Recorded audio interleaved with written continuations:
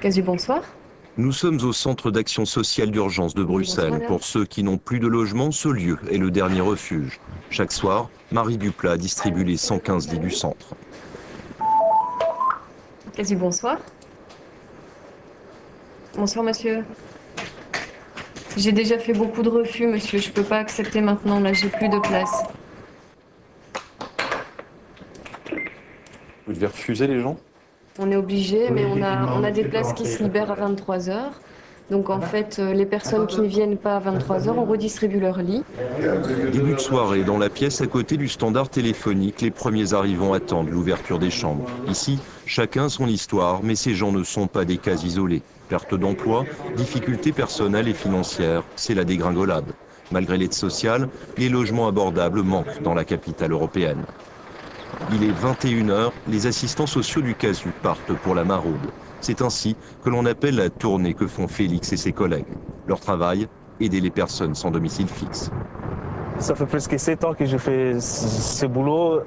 Je crois qu'il y a une forte augmentation des gens à la rue, en tout cas.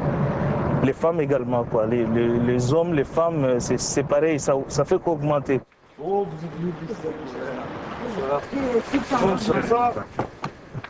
c'est soit vous dormez où? La même chose. On ne sait pas. Et c'est ça qui est triste. On ne sait pas. Il y en a plein des appartements. Seulement ils demandent 500, 560. Et pourquoi ils demandent 560 € alors qu'ils savent très bien qu'on touche que 645? Après quelques hésitations, Michel et sa compagne acceptent de suivre les assistants du Casu. L'aide apportée par le SAMU social n'est bien sûr qu'une goutte d'eau par rapport à la problématique du logement à Bruxelles. Mais la capitale belge n'est qu'un symbole de la crise du logement en Europe. Au Parlement européen, certains députés comme le Belge Alain Hutchinson tirent la sonnette d'alarme et rappellent l'existence d'une charte européenne du droit au logement. À Bruxelles, ici où nous sommes pour l'instant, nous vivons une situation de crise du logement parce que tout simplement, le logement est devenu inaccessible aux habitants, à la moyenne des habitants qui vivent dans cette région. Et c'est le cas dans d'autres grandes villes, dans d'autres grandes capitales européennes. Donc le logement est véritablement un problème aujourd'hui énorme pour de nombreux Européens et je crois qu'on ne peut pas faire semblant que ça n'existe pas. Ironie du sort, l'implantation des institutions a certes donné un nouvel essor à la ville, mais la venue des fonctionnaires européens aux salaires élevés a fait exploser le marché de l'immobilier. Au syndicat des locataires au centre de la ville, la permanence ne désemplit pas. Augmentation abusive de loyers ou logements insalubres, les problèmes sont nombreux. Ils représentent le quotidien de Raphaël El Gaibi. La femme qui l'accompagne est venue porter plainte pour une amie. Il faut pousser ça fort. Comme ça. La population immigrée est souvent la première touchée par la crise du logement. Dans cette maison vivent une trentaine de personnes. L'odeur d'humidité prend à la gorge. Premier constat de Raphaël. Rapide vision, l'état des balcons, ça me paraît pas très salubre. Hein. On peut estimer qu'il y a 20 à 20% du parc locatif à Bruxelles qui est dans cet état-là, surtout dans les régions, les zones du centre. C'est ici que vit Mayana avec son fils de 3 ans. 400 € pour 30 mètres carrés, des prix normaux dans des villes comme Paris, Milan ou Londres. À Bruxelles, par contre, les habitants découvrent les loyers élevés. Vous avez des rats et des souris ici? Oui, des souris et des cafards. Même ici maintenant, tu peux montrer par terre. Cafards sous les tapis, rats dans les planchers, des fenêtres qui ne ferment plus, murs humides, déjections de souris et autres vermines derrière les meubles de cuisine. La liste est longue. Beaucoup de propriétaires ont tendance à dire que c'est de la faute du locataire. Effectivement, s'il y a 2, 3, 5 cafards, on peut encore dire que c'est la nourriture. Mais si on a des rats, des souris, voilà, donc ça c'est... Voilà, donc... Ce qui compte, c'est d'avoir le loyer au début du mois, point barre. Pour le député Alfonso Andria, ce constat est le même partout en Europe, mais le logement est absent des traités, nous dit-il. L'Union n'est théoriquement pas compétente. Seule possibilité, utiliser les fonds structurels et les programmes d'économie d'énergie pour faire respecter un droit fondamental. Il faut que les frais de rénovation des bâtiments existants soient pris en charge dans tout le territoire de l'Union. C'est un problème de caractère social, un problème de ségrégation de l'espace, même de discrimination et de ghettoisation dont souffrent particulièrement les périphéries.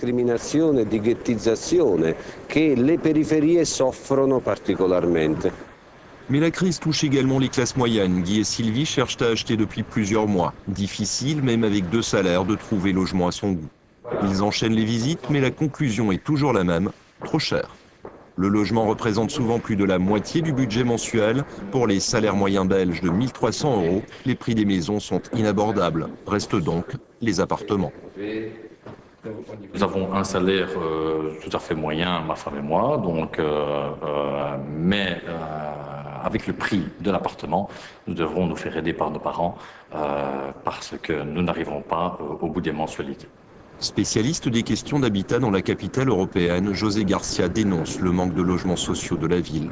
Pour lui, la question du logement pose clairement les limites d'une Europe libérale qui a du mal à maintenir une fibre sociale. Le problème ici, c'est que si vous n'êtes pas solvable dans une économie de marché, vous n'êtes rien. Si vous n'êtes pas solvable, vous n'êtes rien. Si vous aviez du pognon ici, il n'y a pas de problème pour trouver du logement.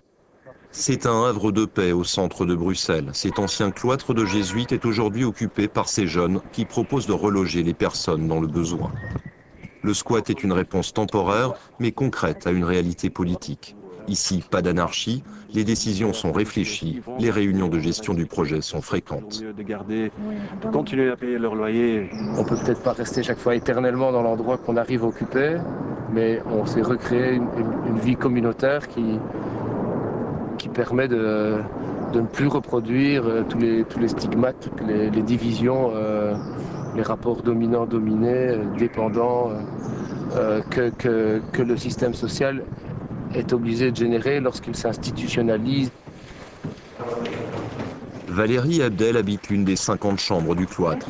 Habiter ici est certes un besoin personnel, mais c'est avant tout une manière de dénoncer le manque de logement à Bruxelles. Normalement, ils sont doubles. Enfin, celle-ci aussi, mais il n'y a pas de critères pour définir tel ou tel espace mérite tel ou tel loyer, par exemple. Il n'y a pas de réglementation et c'est vraiment comme ça, à l'aveuglette. Et c'est pour ça aussi, pour beaucoup de raisons qui nous ont menés à justement faire des actions citoyennes comme celle-là, occuper des bâtiments qui sont en ville. Mais combien de temps pourront-ils rester? Le site devrait être vendu à une chaîne d'hôtels de luxe et l'église du cloître, transformée en piscine. Faire du logement un droit fondamental grâce à la politique régionale et au budget de l'Union, voilà l'objectif des eurodéputés. Reste à savoir si ce ne sera pas seulement un vœu pieux.